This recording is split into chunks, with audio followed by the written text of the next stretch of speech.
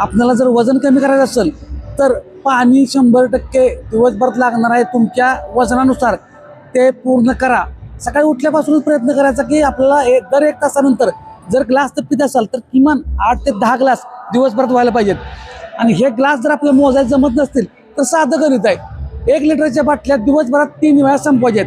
आता फक्त लक्षात काय ठेवायचं आहे, एकदम तुम्ही 2-2, 3-3 ग्लास प्याला तर उपयोग नाही, कारण तुम्हाला सारखं वॉशरूमला लागणार. त्यामुळं गॅप टाकून थोडं थोडं पाणी प्या. पण पाण्यामध्ये 0 कॅलरीज आहेत, मी दररोज सांगतोयच. त्याच्यात कार्बोहायड्रेट्स नाहीत, फॅट्स नाहीत, त्याच्यामुळं नको असणारी भूक पण तुम्हाला लागत नाही. पाणी व्यवस्थित प्या. बऱ्याच वेळा आता काही जण आपण ऐकतो की पाणी गरजेच्यापेक्षा जास्त पिऊ नये. आपल्या अगोदरच आपल्या हालचाली कमी आहेत, त्यामुळे आपली गरजच आपल्याला कळत नाही. भूक लागल्या का ताण आले हे पण समजत नाही. त्यामुळं पाणी प्या. पाणी तुम्हाला कोणताही बऱ्यापैकी साईड इफेक्ट करत नाही. फक्त जास्त अतिप्रमाणात प्यायचं नाही.